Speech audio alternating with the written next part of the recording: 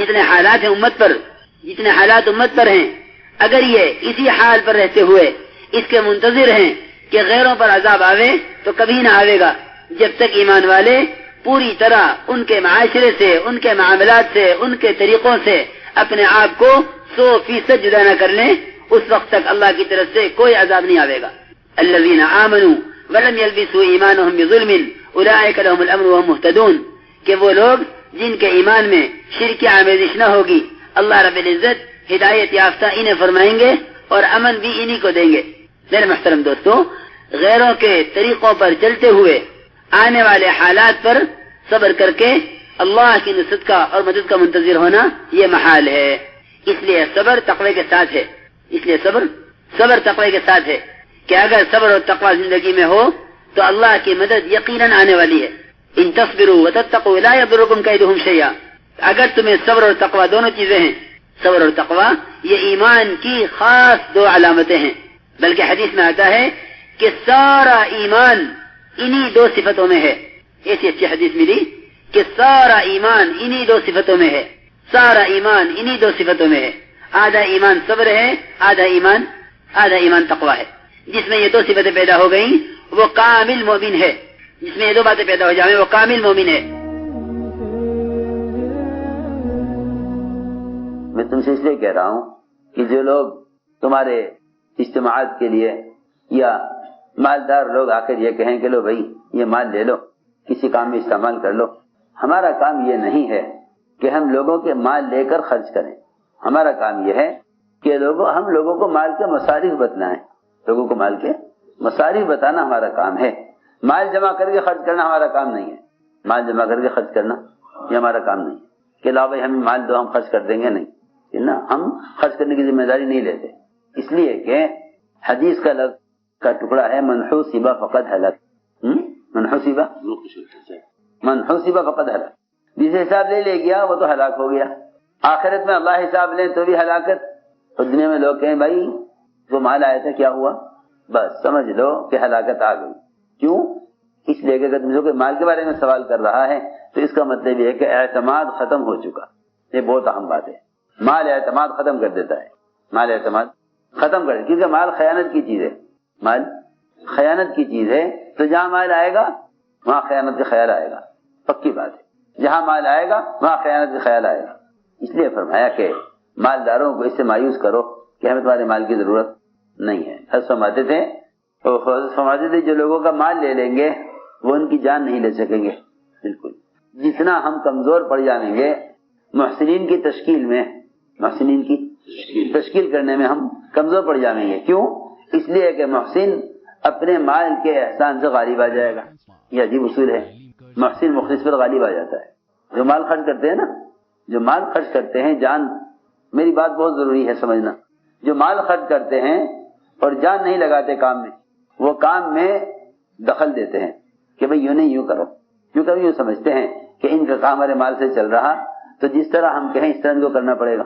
میں تمہیں ایک مثال دیتا ہوں سچی، حضرت تھانوی رحمۃ اللہ علیہ کی مسجد کا فرش بن رہا تھا، حوض بن رہا تھا، حضرت تھانوی کی مسجد کا حوض بن رہا تھا، تعمیر ہو رہی۔ ایک مالدار کہیں سے آیا، کہنے لگا حضرت حوض بن رہا ہے، میں چاہتا ہوں کہ میرا بھی اس میں حصہ ہو جائے۔ حضرت نے منع کیا، انہوں نے اصرار کیا، حضرت نے فرمایا بھائی ٹھیک ہے، تحقیق کی کیسا مال ہے، کیا کرتے ہو؟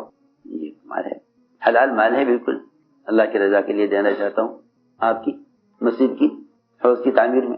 حضرت نے قبول فرما لیا۔ دوپہر پر لیتے قیلولے کے لیے تو جھگڑے کی آواز آئی، کچھ آپس میں بحث ہو رہی تھی۔ ایک کہتا تھا کہ نہیں ایسے بنے گا، حضرت نے ایسے فرمایا۔ ایک کہہ رہے تھے کہ نہیں نہیں نہیں، جیسے میں کہہ رہا ایسے بناؤ، جیسے میں کہہ رہا ایسے بناؤ، اسے نالی کو یہاں سے ایسے گھماؤ۔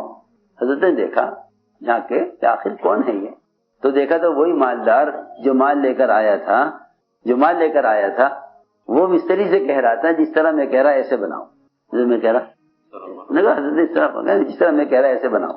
کیوں؟ کہ اس کو مداخلت پر آمادہ جو کیا ہے اس کے مال نے آمادہ کیا ہے۔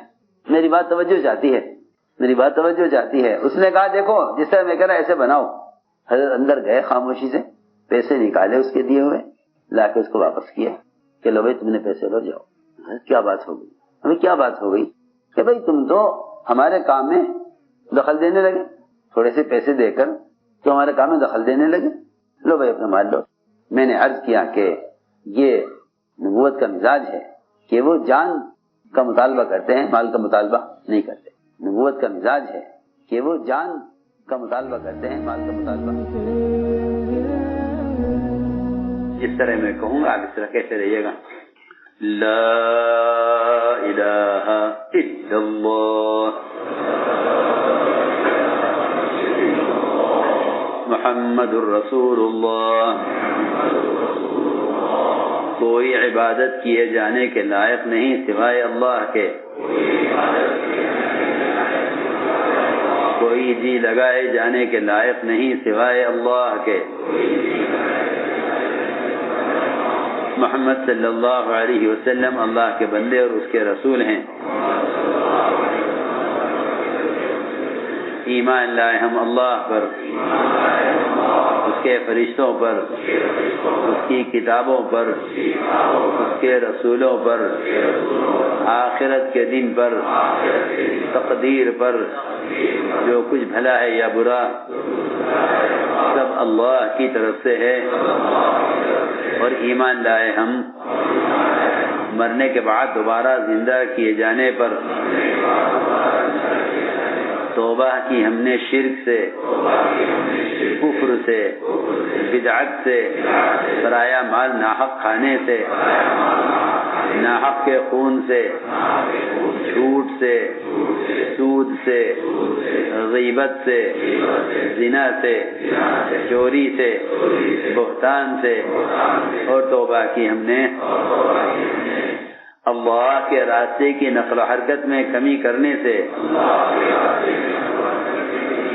اور توبہ کی ہم نے دین سیکھنے میں سستی کرنے سے،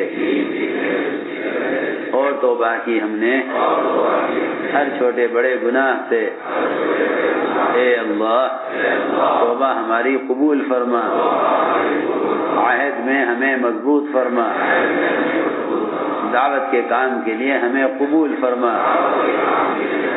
بیعت کی ہم نے حضرت مولانا محمد الیاس رحمۃ اللہ علیہ کے سلسلے میں سعادت کے واسطے سے چھوڑ دو۔ یہ بڑے بڑے گناہ ہیں جو کبائر کہلاتے ہیں، ہمیں ان سے اپنے آپ کو ہر ممکن بچانا ہے۔ اور گناہوں سے بچنے کے لیے سب سے بنیادی سبب وہ نوافل کی کثرت اور نوافل کا اہتمام ہے۔ اس لیے کہ اللہ تعالیٰ خود فرماتے ہیں کہ میرا بندہ نوافل کے ذریعے میرے اتنا قریب ہو جاتا ہے کہ اس کے چلنا، اس کا پکڑنا، اس کا دیکھنا سننا سب اللہ کی چاہت پر آ جاتا ہے۔ میں اس کے ہاتھ، اس کے پاؤں بن جاتا ہوں، یہاں تک روایتوں میں ہے۔ اس لیے نوافل کو ہلکا نہ سمجھیں، تہجد، اشراق، چاشت اور اوابین اور نماز سے بعد کی پہلے کی سنن رواتب کا اہتمام فرمائیں۔ دوسرا سب نظر کی حفاظت ہے، جتنا بھی نظر کو حرام سے بچائیں گے اتنا ہی عبادات کی حلاوت اور لذت محسوس کریں گے۔ اس لیے کہ نمازوں کا خشوع اور نمازوں کی حلاوت، ان نظر کا غلط استعمال، یہ نظر کا غلط استعمال ختم کر دیتا ہے نماز کی حلاوت کو، نماز کے خشوع کو۔ اس لیے اپنی نظر کی حفاظت کریں۔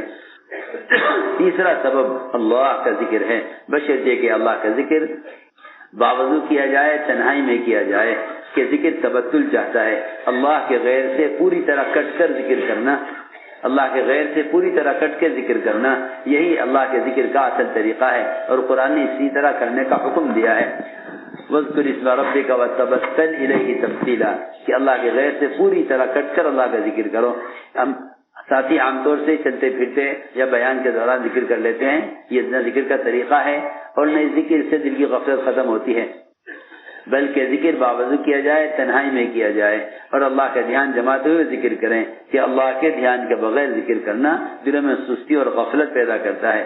اللہ کے دھیان کے بغیر ذکر کرنا، مولانا صاحب فرماتے تھے، یہ ایسی بے ادبی ہے جس سے دلوں میں غفلت پیدا ہوگی۔ اس لیے ذکر باوضو کریں، تنہائی میں کریں۔ اس کیفیت کے ساتھ ایک تسبیح تیسرے کلمے کی، ایک تسبیح درود شریف کی استغفار کی، یہ تین تسبیح صبح شام جی لگا کر اللہ کی طرف متوجہ ہو کر پڑھنے کا اہتمام فرمائیں۔ افضل ذکر قرآن کی تلاوت ہے، روزانہ قرآن کو قرآن نہیں دے کر پڑھنے کا اہتمام کریں۔ یا آج کل موبائل میں قرآن کے رکھنے پڑھنے کی بیماری پیدا ہوئی ہے مسلمانوں میں، حالانکہ نہ یہ قرآن کے پڑھنے کا طریقہ ہے نہ یہ قرآن کے رکھنے کی جگہ ہے.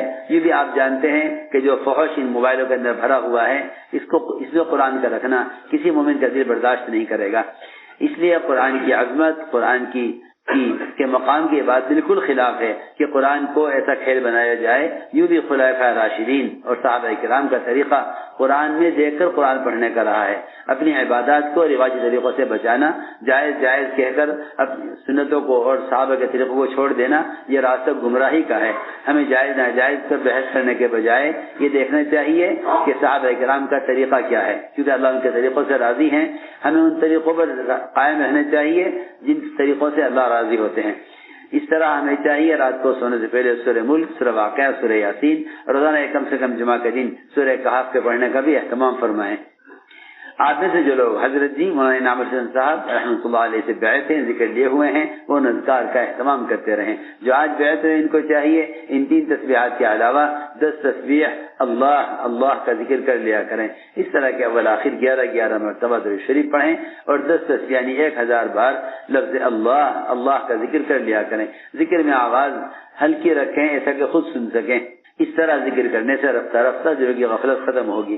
دعوت کے تقاضوں کو اپنے تقاضوں پر مقدم رکھیں. ہر سال 4 مہینے ماہانہ 10 دن روزانہ 8 گھنٹے اس کام کے لیے فارغ کرنے کو اپنا معمول بنا لیں. کریں گے ایسا انشاءاللہ.